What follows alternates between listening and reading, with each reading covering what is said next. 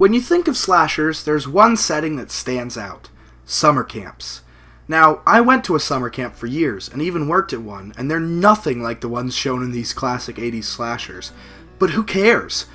These movies are some of the most entertaining in the genre. Because the setting is so basic, it leaves the filmmakers up to the task of filling it with crazy characters and making every kill bloodier than the last.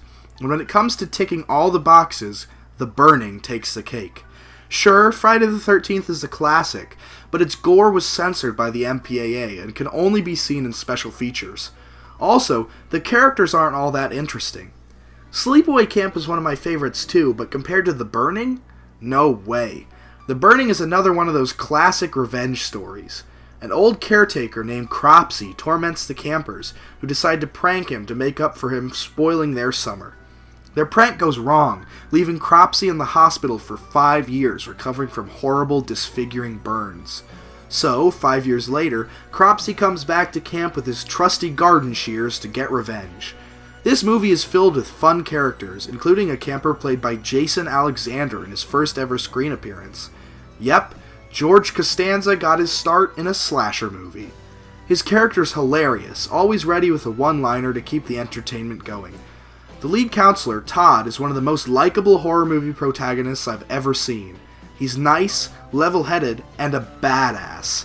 He reminds me of Tommy Jarvis from Friday the 13th, but he does way more than Tommy and is way cooler too. One counselor, Glazer, is such a jerk. I've never wanted someone to die more in a slasher movie before, and when he does, it's a great kill. The special effects were done by Tom Savini and are absolutely amazing. And since the uncut version was made widely available in 2002, you can see every one of his amazing kills in its full glory. Shears get stabbed through counselors' throats, a kid gets their head sliced open, and one even gets his fingers cut right off in front of the camera.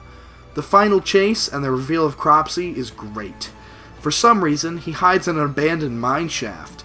Where'd he get a flamethrower from? There's one comment I want to make about the movie that makes it a little harder to watch in retrospect. This was Miramax's first movie and launched Harvey Weinstein's career. There's some moments in the film with male counselors forcing themselves on female counselors that come off even more creepy knowing that Weinstein had a hand in the production. Anyway, despite all the negativity, The Burning's a great slasher movie that helped define camp slasher cliches. If you want a fun movie to watch around Halloween, or even in the summertime, give it a try.